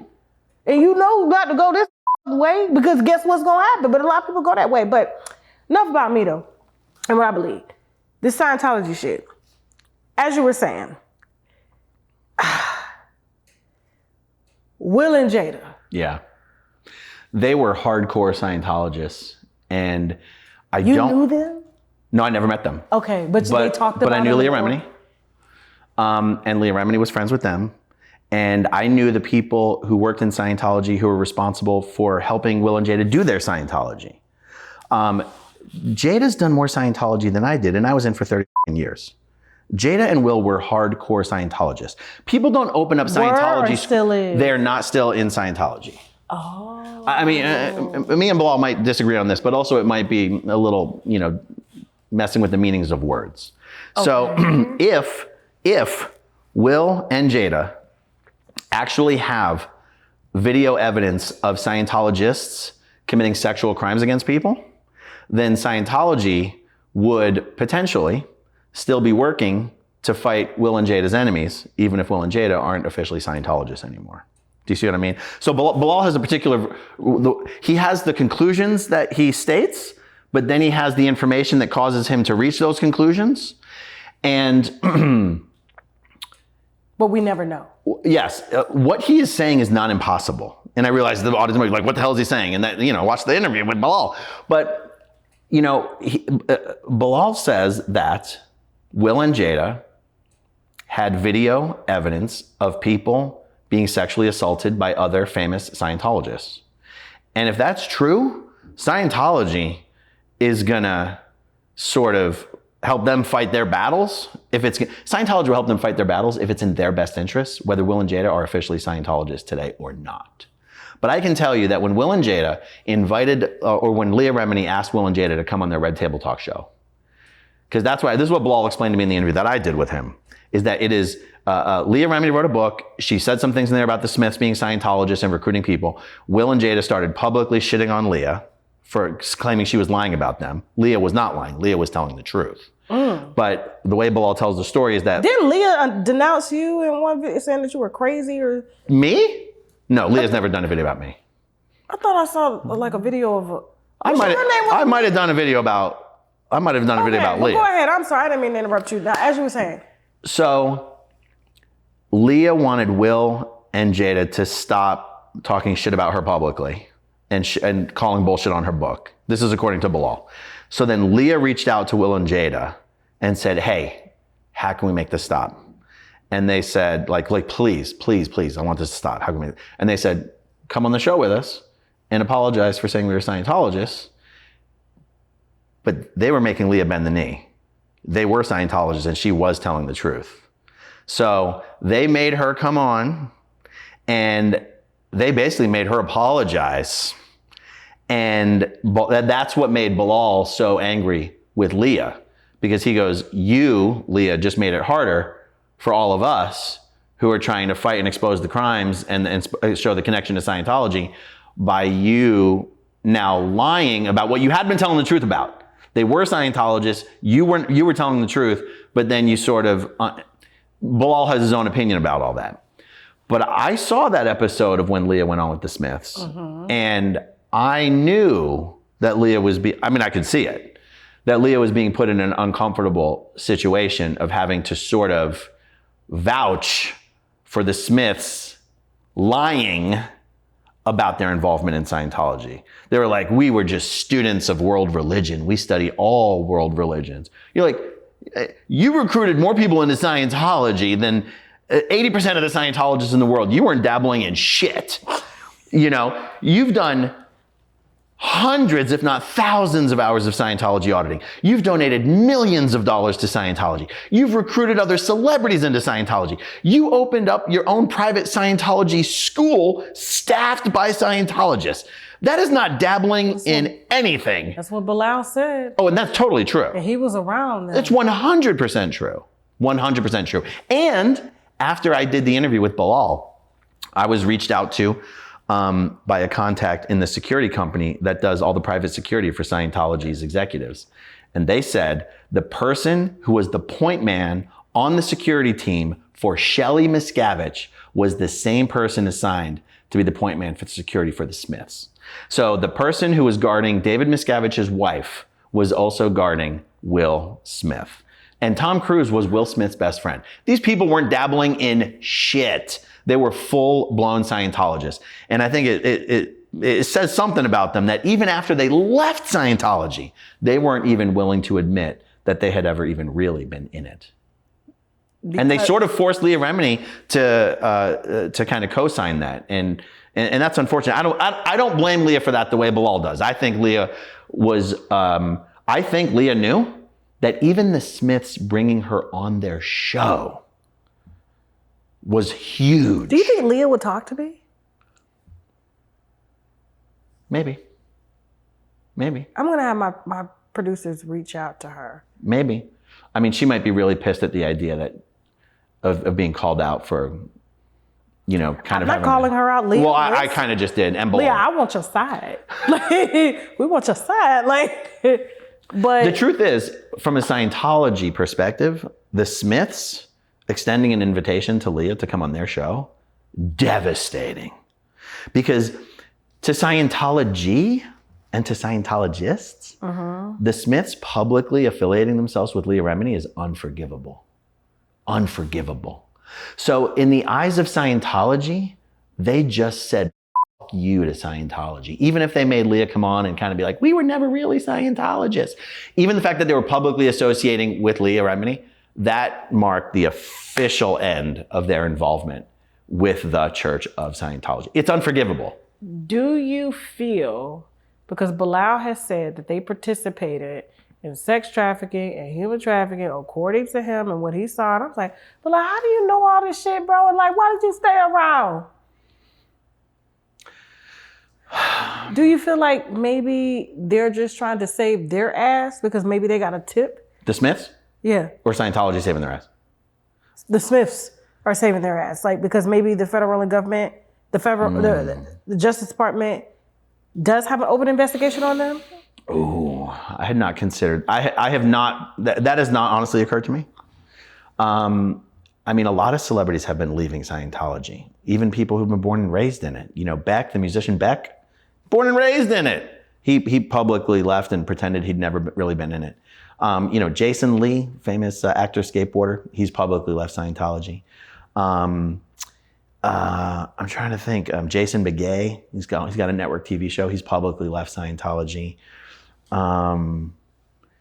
So to me, it makes sense that the Smiths would leave Scientology. I mean, eventually you realize this is bullshit. This is a scam. They just want my money. They just want my influence. You know, I got people spying on me all the time. You know, Lisa Marie Presley, before she died, she left Scientology. She was born and raised in it. I do. Her mom, Priscilla's left Scientology. You know, she's been in it since the 70s.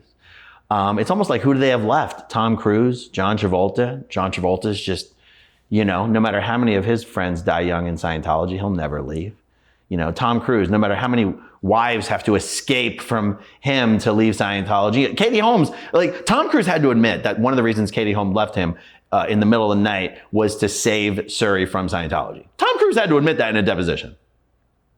Right? In a deposition? In a deposition. In court? Yeah, Tom Cruise was Under suing. oath? Tom Cruise was suing a UK tabloid for something they wrote about him. And so as a part of the lawsuit, he had to be deposed. And so as a part of the deposition, he was asked and had to admit that, yes, Katie did claim that one of the reasons she left was to protect Suri from Scientology. And it is true that Tom Cruise has completely disowned and disconnected from his only biological daughter, Suri. Just like my daughter's grandparents disconnected from them. So it's like, you realize all three of Tom Cruise's wives have left Scientology. Mimi Rogers, Nicole Kidman, Katie Holmes. He cannot find it. He cannot This find or keep poor a movie bitch. star Who can- don't want to fuck Tom Cruise? Like, what's wrong with him? He had Anna de Armas for a hot minute. She left him. I mean, but, Jamie Foxx? oh, Jamie Foxx was really good friends with Tom, weren't they? I know they were trying to get Jamie into Scientology. Because he only dates white women. You think you could get Jamie? And to I talk don't to? see very many black women in Scientology. There's not very many black people in Scientology. In fact, I wanted to tell you this story. Yes, please. Okay. So Isaac Hayes, probably the most famous black Scientologist, dead now. Okay. At one point, he went to David Miscavige, and he's like, "Sir, how come there aren't more brothers in Scientology?"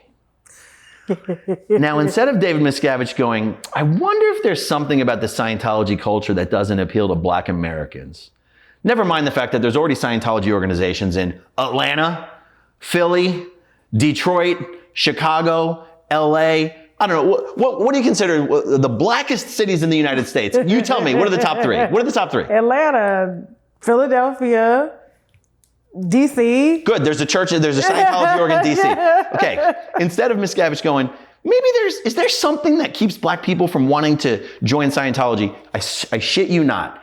He said, you know what I'm going to do to get more black people in Scientology? I'm going to open up an org in Harlem and Inglewood. I am not kidding. That was his solution for getting black people into Scientology. He put them in the hood. He's like, I guess all the black people are in Harlem or Inglewood. That's why we don't have any black people in Scientology. It's like, okay.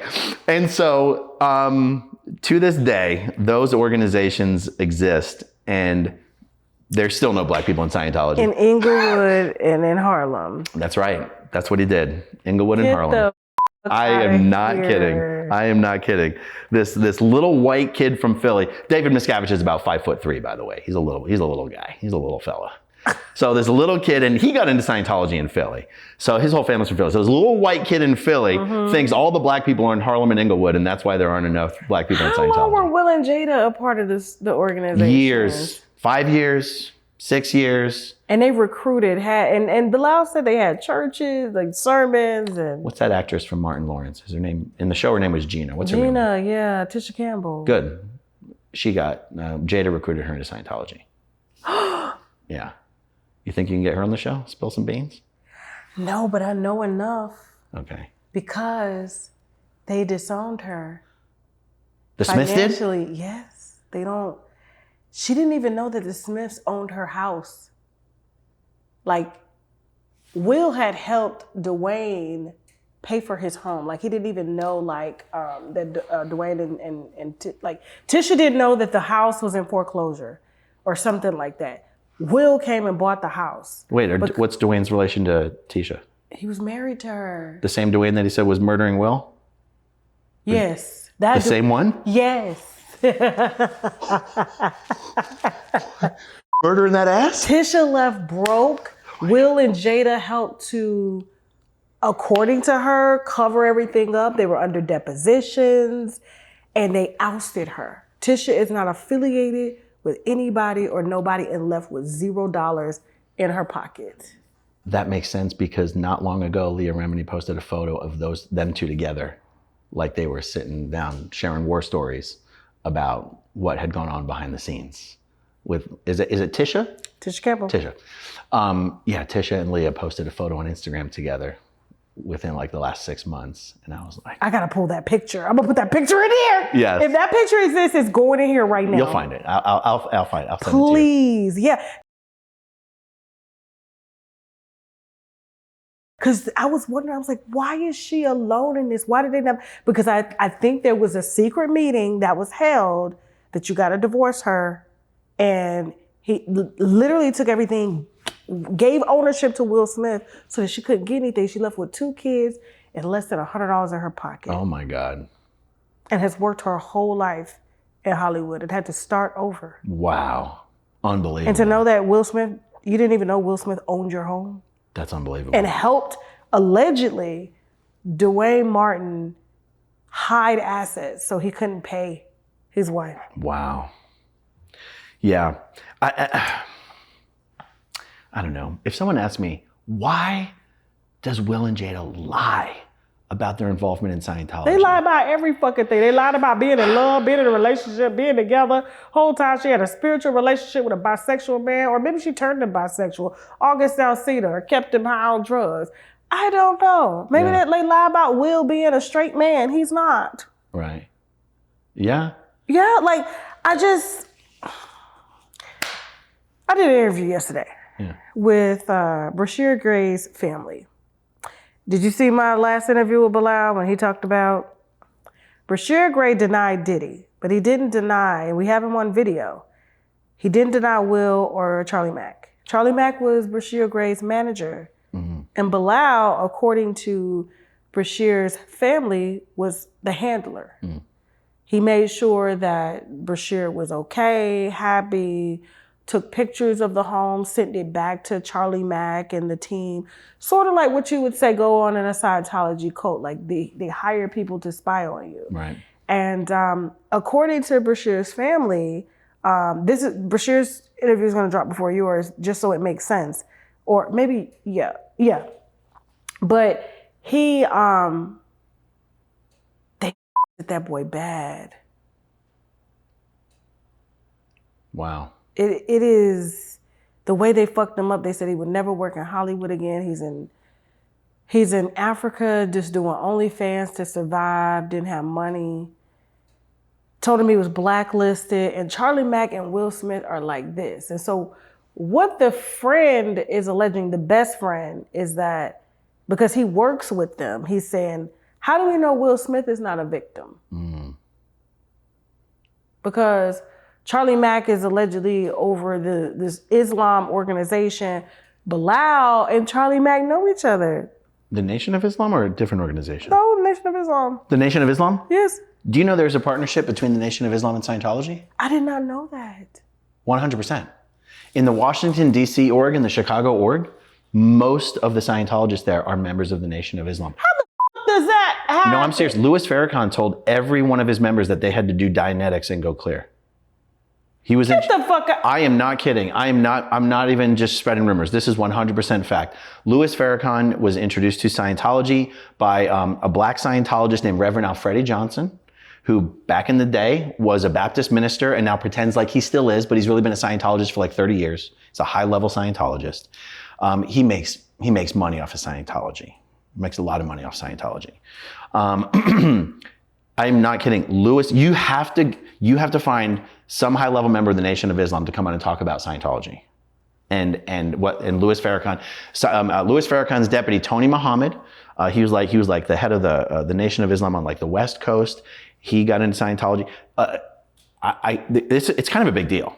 It's kind of a big deal. I don't understand how they're cross-connected. I don't either. And I've always had it on my list of things to do to get someone from the Nation of Islam to come on and explain it to me in a way I can understand. Because these two belief systems are not compatible. Bilaal is in the only any way, one shape, that or form. I feel that can have that conversation. I never even asked Bilaal about the NOI. Me either. And even if he doesn't have all the answers, he might know people who do have all the answers. I really feel that too. This is so...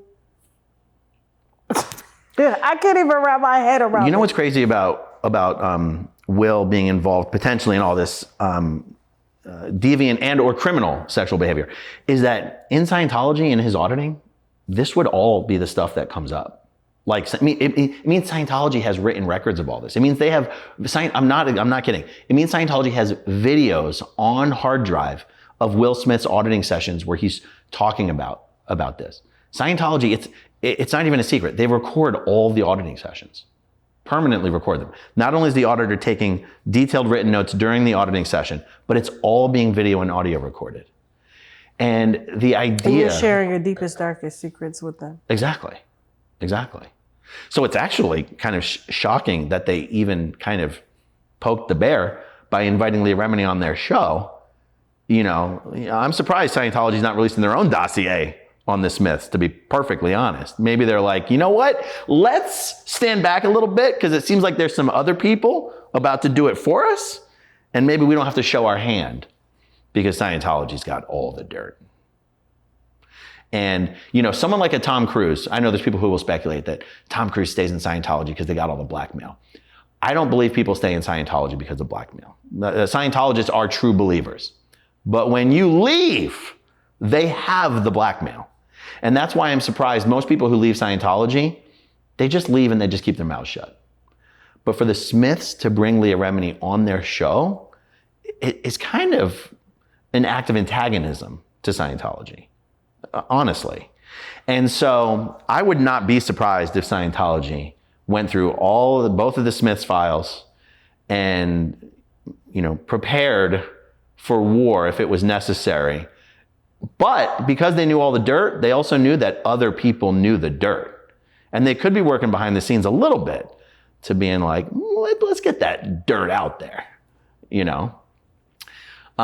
This is too much. These guys call themselves a church. I mean, this is the only church I know with an intelligence wing. Yeah. That puts together dossiers on their former members who are speaking out. This is a church, a tax-exempt so-called church. And I got to tell you, just the ways that Scientology destroys families, the way they destroy lives, it's why I take so much pleasure in every day, just punking and exposing Scientology in every way that I can. I can sit here and act like I'm trying to be a humanitarian. All I'm trying to do is be their worst nightmare. You are. I'm seeing the videos online, and we're gonna put a couple of those clips up in here of you giving them absolute fucking. I was like, what are you doing? Fucking with the people on the internet. You're like, no, they fucking with people's lives, destroying families. Fuck you. Fuck you. Fuck you. They didn't have to destroy my family. They chose to destroy my family, and so I'm going to do everything I can to destroy them. They're destroying themselves, but I'm happy to make the job a little easier. So let me ask you a question. Are you afraid of them? Because Bilaal said that they sent hitters out. I'm not afraid of them. I live 5 minutes from their biggest base in the world, and they can't do shit. I'm not afraid of them. So have they put hits out on people? You said that man's wife, the leader of the organization, his wife been missing out of years. I'm not aware of them ever putting a hit out on anybody. Okay. I do feel like they stop short of. They'll try to get you to kill yourself. They'll have people worm their way into your life and try to destroy your life. There's never been a documented or a reported or an alleged case of Scientology trying to have someone killed. There's plenty of instances. It'd be so much easier for them to kill their enemies than it would be to follow them around for 10 and 15 years and spend $10 million on private investigators and, insert people into their lives. And what has been exposed. So do I need to be worried right now? No, you're good. They got too many problems. They got too many problems. They got to watch their own shit first. Look, I live 5 minutes from them. I've dedicated my life to being their worst nightmare, which is not a zero-sum game. I invite 100 people to try to be their worst nightmare. I just try my hardest to be their worst nightmare. I'm just not afraid. But the truth is, it's because I've seen behind the curtain and I know how the sausage gets made. There's no geniuses running the show over there, and they're losing the war on the internet. They're losing members every day. So not only do I like to think my videos help people from getting tricked into joining Scientology, but I know my videos help people leave Scientology. And I run the SP TV Foundation that literally helps people who are escaping from Scientology. That is absolutely incredible. Yeah. Wow. Yeah, it gives a greater purpose to what I do instead of just punking them all day on YouTube. There is a greater humanitarian objective. Now, once you come sit down and tell your stories so that you can prevent people, because I think when people start to dabble in it and start to arise interest in something, luckily that we have the YouTube there now where they can Google and see the lives that have been destroyed behind it. And so without that content, and this is how you know they're losing the war, is because we're going through it with let's just say Rock Nation, right? Rock Nation has been a thorn in a lot of people's asses out here, Jay-Z in particular, and just the control that he's had, and he's kind of been the house to the people that are running the show, and they give him the money to keep black people, in my opinion, over here while we do this over here. Like Colin Kaepernick, he was paid like $5 million to keep Colin Kaepernick off the knee. Really? And to keep all this shit is coming out now. It's like he's associated with like the Jeffrey Epstein files, and they said, don't worry, Jay-Z has got them occupied and off the street. And focused on music and shit. Like, this is the shit that they're saying. And I I don't know. I just feel like we live in a different world now, and it's like the way that they try to control with, you know, you got democracy media over here, then you got conservative media, and how they would have their talking points, but there was really nobody in the middle. And I feel like now with creators such as yourself or me or others that have platform, it's like, nah, fuck both of them. Oh yeah. This is what the fuck it is. Now, what you do with this information after, don't say I didn't warn you. Yes. Don't call me saying they done made you do this, made you do that, your kids missing, your money missing. We was right here telling you. That's right. It really is incredible. Yeah. It really is incredible. Yeah. You know, once I started having, you know, the channel started blowing up a little bit on YouTube, it occurred to me, oh my God, Scientologists, ex-Scientologists, former Scientologists, being able to tell their stories here, unedited, unfiltered, no exec producers, no showrunners, no editors, no lawyers, and God forbid the videos can even make money, which gives people even more freedom to do more of it. Yeah. I said, this really is Scientology's worst nightmare. And I encouraged and helped as many people as possible to get on here and get onto YouTube and do the same thing. But it's not easy. And it's also, it deals with a lot of trauma. And, you know, and it's not easy to do it right in a way that connects with people and people want to watch. And you know, you're taking a traumatic subject, you're taking a subject also people don't understand that well, and you have to talk about it in a way that can be understood and that people connect with. And it's not easy. But I agree with you. Like YouTube is, it's a godsend. Man, and they've tried every way that they could to try to control it, contain it. They could do it with TikTok and Facebook and everything, but YouTube, just thank God, they do not suppress like that. Yeah. And they just let it go. And if something goes viral, oh well, you don't like what they got to say, you sue them. Yeah. So you've been working on YouTube for about 10 years? Yes. I've been doing it about the same amount of time, but I only started doing it like full time, maybe 3.5, maybe 4 years ago. You know, I've got about 250,000 subscribers. I mean, that's good. You know, I cover, you know, I tell stories of former Scientologists, but also, you know, Danny Masterson was a big deal for my channel because I went out to LA and I covered his trial. I was going to ask you about him because, you know, Bilaal has spoken about him on my channel. What do you know about Danny Masterson? What can you I know a lot share about with Danny us? Masterson. Medical debt is the #1 reason Americans file for bankruptcy, and soon they're going to be reporting on your credit. And usually the medical debt is not your fault. If medical bills are overwhelming you, bankruptcy can stop the collection calls and get rid of the medical debt and allow you to focus on healing instead of worrying about being sued over medical debt. I'm Chad Van Horn, and if you're buried in medical debt, give me a call today and let's find a way out. We don't get enough liquid D3. We don't get enough vitamin D. And so I personally have to supplement this particular vitamin D that I travel with all the time, and I make sure that I never run out of, is 10,000 IUs, gluten-free, vegetarian, as a vitamin E and vitamin C base. Okay, and so it's very highly absorbable.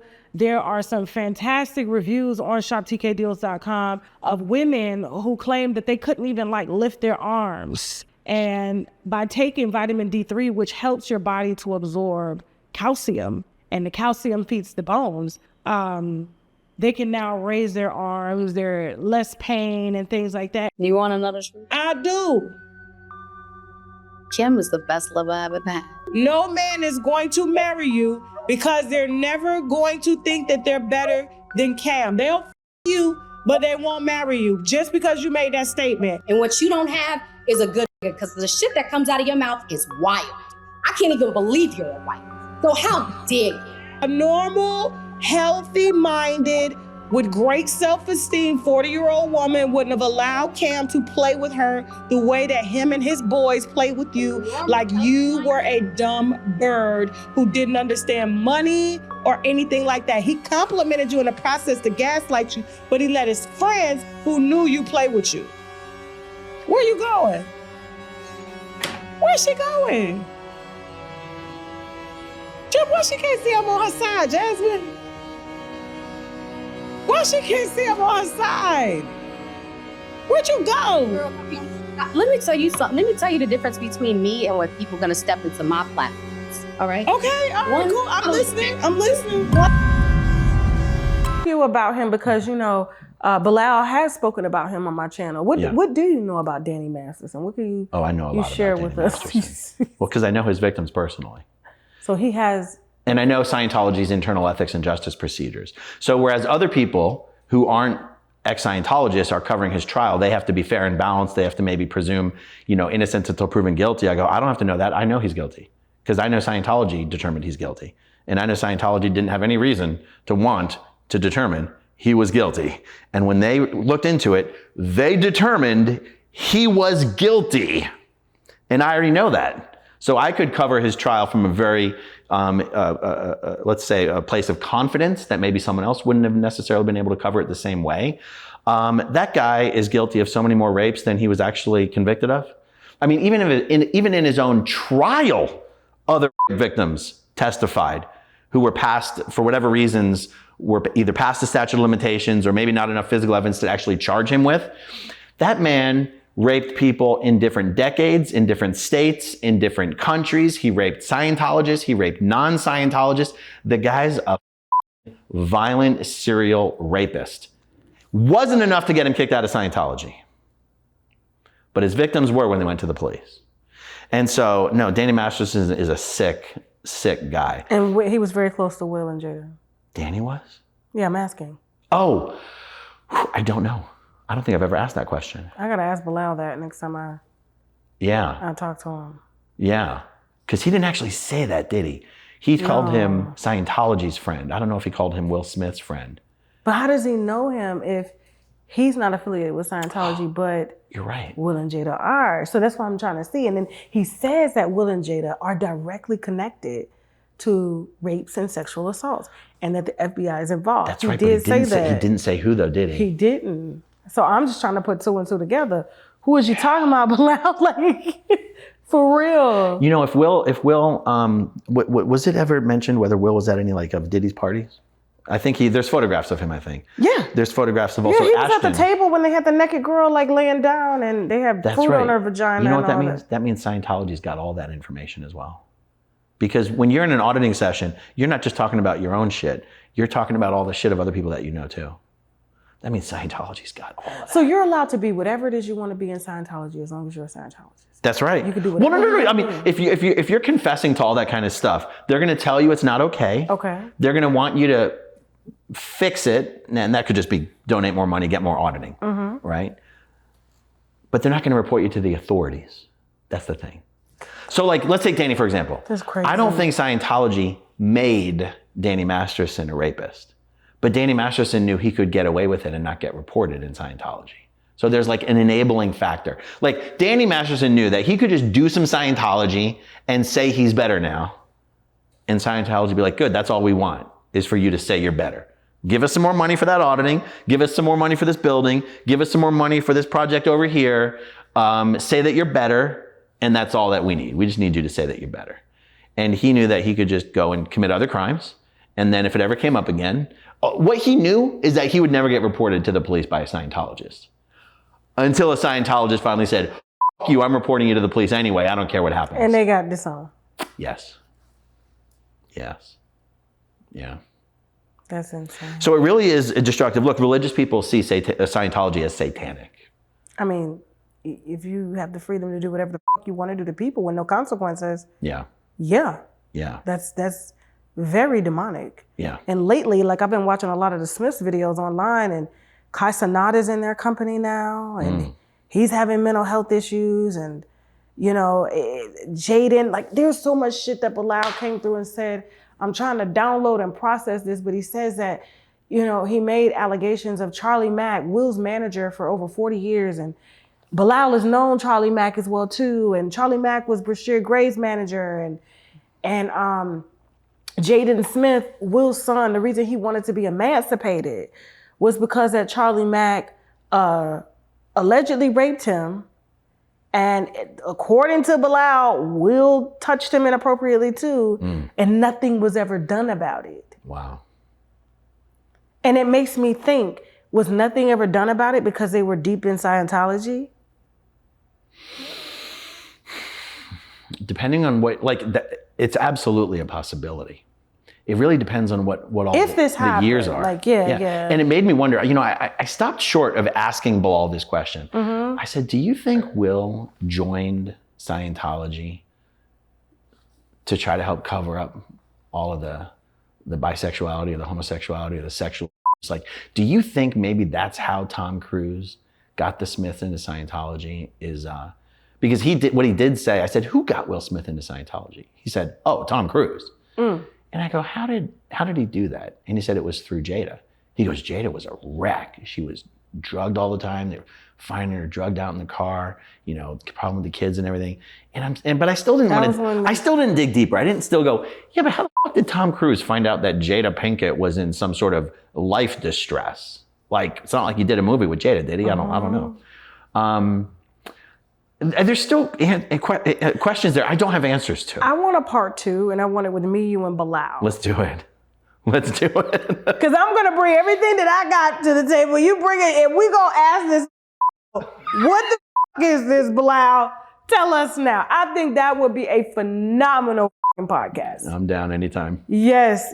When we'll have to work with his schedule, because this is what I do, this is what you do, but we'll just have to coordinate it with him, and I'll make sure we coordinate it in Florida, so it's, you know, but yeah, we got to do a part 2 to this. Yeah, I agree. Yeah, like this is, you could say, I have to go take salt baths and shit just to get the energy off of me, because I said, this is some evil It's shit. a lot. It's a lot. It's a lot, and I can't imagine, you haven't even given me a third. I know, we haven't even gone deep. Scratch the surface. I know, I'm almost glad though, because otherwise I'll just be a sobbing mess over here. Oh man. We haven't even touched on it all. I'm glad we did it. Part 2 is coming Part soon. 2, yeah. Listen, Aaron, I'm so glad I accepted this interview. I'm so, as soon as you said Scientology, Will Jada Smith, I said, yes. Bring his motherfucker. I said he used to be a Scientology. Yeah. Get that motherfucker to the camera. And thank you, Alex, for the introduction. She'll know who I'm talking to. Yes. Okay. Who is? Alex the Rabbit, down the Rabbit Hole News. Oh shit, Alex did reach out. She's the one that introduced. She did. Shout out to Alex. I want Alex to work for me. I do want her to do some investigative She's phenomenal. work for me. She pulls shit. Yeah. She goes down the rabbit hole. Down the rabbit hole. I'm gonna hire her. I promise you I'm gonna work with Alex. But no, but it was just an honor talking to you. Like I said, this is part 1. We're gonna put part 1, and then I'm gonna have me, you, and Bilaal back for part 2, because he's got to answer these questions that Brashear Gray's family has made against him, basically saying, they're saying that Bilaal was lying. I said, well, Bilaal can't be lying, because you're doing an interview with me to say that something happened to Brashear. Bilaal came out and said it was Charlie Mack. You're saying that Bilaal took pictures of Brashear Gray in a bad state in his apartment and tried to extort him, saying he was going to release the pictures. But I do know that Bilaal and Charlie Mack do have a long time association, because he said, there's so much shit Bilaal told me behind the scenes. I'm going to tell you, this is crazy. I was going to say earlier, it's amazing Will Smith hasn't sued Bilaal, but I go, I understand why he hasn't. Even if Will Smith wants to say Bilal's lying about this, lying about that, there's so much dirt there, they can't afford a lawsuit. They cannot afford discovery. They're like, say whatever you want. We're not suing anyone. We're not suing anyone. Remember Jada came after? She was like, we're suing. I was like, Bilaal, God damn it, I just got finished getting sued. Like, but when I see they sued, I was just like, oh, okay, well, part 2. Part 3. And I was like, it must be some motherfucking truth, because she went, when he first came out and sat on the Breakfast Club and admitted that she knew him and that there was some contracts and some legal things going on. And I was like, Jada, what are you saying? Right. She already said too much. Too much. What are you saying, Jada? Yeah, she admitted that Bilaal had business dealings with Will, and you know, in some of the motions that Bilaal has filed recently, you know, even in the exhibits and whatever, there's photos of Bilaal and Will together, you know, decades ago. I saw it. I got the stack right. Everything that he filed, I got all that shit. So yeah, this is crazy. Please tell everybody what I'm sure the winos is coming to you. Listen, where can they find you? My channel is called Growing Up in Scientology. Okay. On YouTube. I mean, I'm on all the platforms, but the truth is it just reposts the stuff I do on YouTube. Okay. So I go live pretty much every day, multiple times a day. Coming up with any reason I can come up with to pick something from the news to tell people, remind people that Scientology is a multi-billion-dollar international family-destroying human trafficking cult. And if you know anyone that's getting involved, you want to make sure you warn them about it and make sure they do not get involved. So the channel's growing up in Scientology, and that's where they can find me. I love that. Listen, we support you and everything that you're doing. And stay the fuck out of jail, please. Maybe by part 2, my trial will be over and we can talk about that. Oh my God, like this is crazy. I'm like, now he down there. What the fuck you throwing the people? Listen, thank you. It was a definite honor. Cheers. Cheers. And we'll be back for part 2.